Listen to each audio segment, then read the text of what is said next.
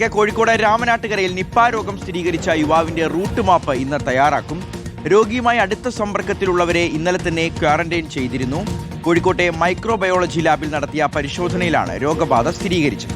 ഔദ്യോഗിക സ്ഥിരീകരണത്തിനായി സ്രവം പൂനെയിലെ വൈറോളജി ലാബിലേക്ക് അയക്കും. സിനോജ് തോമസ് ഉണ്ട് വിശദാംശം നൽകാൻ. Good morning Sinoj. ആശങ്കയുണ്ടോ? എന്താണ് വിലയിരുത്തൽ ആരോഗ്യവകുപ്പിന്റെ? എങ്ങനെയൊക്കെയാണ് ഇപ്പോൾ ഇതുമായി ബന്ധപ്പെട്ട കാര്യങ്ങൾ, പ്രത്യേകിച്ച് ഈ റൂട്ട് മാപ്പ് അടക്കമുള്ള കാര്യങ്ങളിൽ മുന്നോട്ട് പോകുന്നത്? ശ്രുതി ഷിഹാസ്, ഇത് 4ാം തവണയാണ് കോഴിക്കോട് ജില്ലയിൽ നിപ്പ സ്ഥിരീകരിക്കുന്നത്. ഏതായാലും ഈ അന്തിമമായി ഇത് നിപ്പയാണെന്ന് സ്ഥിരീകരിക്കണമെങ്കിൽ അത് പ്രോട്ടോക്കോളിന്റെ ഭാഗമായിട്ട് പൂനെയിലെ ലാബിലേക്ക് അയക്കണം. അതിന്റെ ഭാഗമായിട്ടാണ് അയച്ചിരിക്കുന്നത്. പക്ഷേ ഇതിന് മുൻപൊക്കെ തന്നെ കോഴിക്കോട് മെഡിക്കൽ കോളേജിലെ മൈക്രോബയോളജി ലാബിൽ നടത്തിയ പരിശോധന അത് പോസിറ്റീവ് നെഗറ്റീവ് ആയാൽ അത് പൂനെയിൽ വെച്ച് നടത്തിയാൽ അതേ റിസൾട്ട് തന്നെയാണ് ലഭിച്ചിരിക്കുന്നത്. അതുകൊണ്ടാണ് ആരോഗ്യവകുപ്പ് കോഴിക്കോട് മെഡിക്കൽ കോളേജിലെ റിസൾട്ടിന്റെ അടിസ്ഥാനത്തിൽ പ്രതിരോധ നടപടികളുമായി മുന്നോട്ട് പോകുന്നത്. 43-കാരനെ ഇന്നലെ രാത്രി തന്നെ മിംസ് ആശുപത്രിയിൽ നിന്ന് കോഴിക്കോട് മെഡിക്കൽ കോളേജ് ആശുപത്രിയിലെ ഐസൊലേഷൻ വാർഡിലേക്ക് മാറ്റിയിട്ടുണ്ട്. അവിടെ വേണ്ട ക്രമീകരണങ്ങളൊക്കെ തന്നെ ഇന്നലെ രാത്രി തന്നെ ഒരുക്കിയിട്ടുണ്ട്. ഇദ്ദേഹത്തിന്റെ സമ്പർക്ക പട്ടിക വിപുലമാണെന്ന് ആരോഗ്യമന്ത്രി തന്നെ പറഞ്ഞിട്ടുണ്ട്. കാരണം അദ്ദേഹം ചുങ്കത്തെ ഒരു ആശുപത്രിയിൽ ആദ്യം ചികിത്സയ്ക്ക് പോയിരുന്നു പനി ബാധിച്ചിട്ട്. അതിനുശേഷം അദ്ദേഹത്തിന് പനി വിട്ടുമാറി വീണ്ടും പനി വന്നതോടുകൂടിയാണ് അദ്ദേഹം മിംസ് ആശുപത്രിയിൽ ചികിത്സയ്ക്ക് വേണ്ടി പോകുന്നത്. മിംസ് ആശുപത്രിയിലെ OP-യിലാണ് കാണിച്ചതെന്ന് പറയുന്നു. അവിടെ നിന്ന് MRI സ്കാൻ ഒക്കെ തന്നെ അദ്ദേഹം എടുത്തിട്ടുണ്ട്.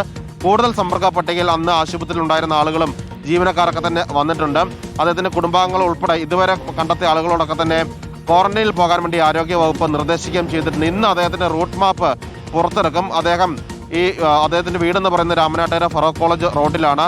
ആ മേഖലയിൽ ഉൾപ്പെടെ കണ്ടെയ്ൻമെന്റ് സോണാക്കി ഇന്ന് ജില്ലാ കളക്ടർ പ്രഖ്യാപിക്കുകയും ചെയ്യും. അതിനുവേണ്ടിയുള്ള നടപടിക്രമങ്ങൾ ഇന്നലെ രാത്രി തന്നെ ആരംഭിച്ചിരുന്നു. ഇദ്ദേഹം ഒരു വാടകയ്ക്കെടുത്ത ഗോഡൌൺ, അടഞ്ഞു കിടന്ന ഒരു ഗോഡൌൺ ആണ്, അത് വൃത്തിയാക്കാൻ പോയിരുന്നു എന്ന് പറയുന്നു.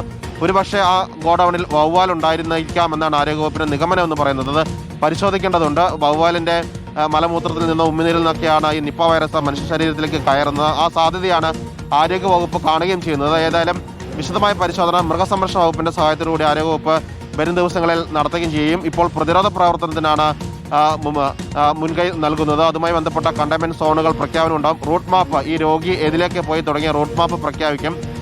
അതിനോടനുബന്ധിച്ച് തന്നെ ആ സമയത്ത് ആ ദിവസങ്ങളിൽ അവിടെ പോയ ആളുകളൊക്കെ തന്നെ സ്വയം ക്വാറന്റൈനിൽ ആദ്യം പോകണമെന്നാണ് ആരോഗ്യവകുപ്പ് നിർദ്ദേശിച്ചിരിക്കുന്നത്. ഏതായാലും ഇന്ന് തന്നെ റൂട്ട് മാപ്പ് തയ്യാറാക്കാനുള്ള ശ്രമത്തിലാണ് ആരോഗ്യവകുപ്പ് ഉള്ളത്. ഏതായാലും ഇതിനു മുൻപ് നിപ്പയെ പ്രതിരോധിച്ച് അനുഭവ പരിചയമുള്ള ജില്ല കൂടിയാണ് കോഴിക്കോട് എന്ന് പറയുന്നത്. അതുകൊണ്ട് തന്നെ മികച്ച രീതിയിൽ ഇതിനെ പ്രതിരോധിക്കാൻ സാധിക്കുമെന്ന ആത്മവിശ്വാസത്തിലാണ് കോഴിക്കോട്ടെ ആരോഗ്യ വകുപ്പും മൃഗസംരക്ഷണ വകുപ്പും ജില്ലാ ഭരണകൂടവും ഉള്ളത്. ശ്രുതി ഷിഹാസ്. ഓക്കെ സിനോജൊക്കെ ഇപ്പോൾ മാസ്ക് ധരിച്ചാൽ നിൽക്കുന്നത്, അതുപോലെ കൃത്യമായിട്ടുള്ള ജാഗ്രത പാലിക്കുക എല്ലാവരും എന്നുള്ളത് കൂടിയാണ്. രാമനാട്ടുകരയിലാണ് നിപ്പ രോഗം സ്ഥിരീകരിച്ച യുവാവിന്റെ റൂട്ട് മാപ്പ് ഒക്കെ തയ്യാറാക്കുകയാണ്. ഒപ്പം രോഗിയുമായി അടുത്ത സമ്പർക്കത്തിലുള്ളവരെയൊക്കെ ഇന്നലെ തന്നെ ക്വാറന്റൈനിൽ ചെയ്തിരുന്നു. എന്തായാലും കൃത്യമായിട്ടുള്ള ജാഗ്രതാ നിർദ്ദേശമുണ്ട്. ഒപ്പം കൃത്യമായിട്ട് ആ രീതിയിൽ തന്നെയാണ് പ്രതിരോധ നടപടികളുമായി മുന്നോട്ട് പോകുന്നത്. സിനോ തോമസ് ആണ് വിശദാംശങ്ങൾ നൽകിയത്.